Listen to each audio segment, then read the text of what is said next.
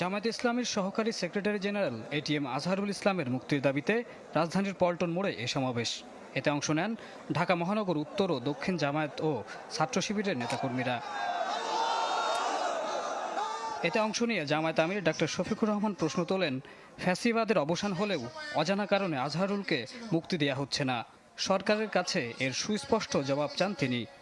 বাংলাদেশ ফ্যাসিবাদ থেকে মুক্ত হলো, আমাদের প্রশ্ন, ফ্যাসিবাদের সবচেয়ে কঠিন সাক্ষী আজহারুল ইসলাম সাহেব মুক্ত হলেন না কেন?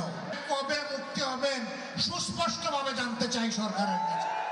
বক্তব্যে উঠে আসে জামায়াতের নিবন্ধন প্রসঙ্গ। অভিযোগ করেন, স্বৈরাচার মুক্ত বাংলাদেশেও বৈষম্যের শিকার হচ্ছে জামায়াত। নিবন্ধন ফিরিয়ে দিয়ে সরকার শুভবুদ্ধির পরিচয় দেবেন বলেও প্রত্যাশা করেন তিনি। কেন আমাদের নিবন্ধন আটকে রেখেছেন? নিবন্ধন তো জালিম সরকার কেড়ে নিয়েছিল। সেই জুলুম আপনারাও কি আমাদের উপরে করবেন? এই জন্য কি হাজার জনতা জীবন দিয়েছে? হাজার হাজার মানুষ।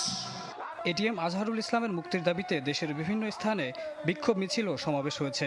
নাটোর শহরের মাদ্রাসা মোড়ে বিক্ষোভ সমাবেশের আয়োজন করেন দলটি। একই দাবিতে কিশোরগঞ্জ, ঝিনাইদহ, ব্রাহ্মণবাড়িয়া ও পাবনায় হয় সমাবেশ।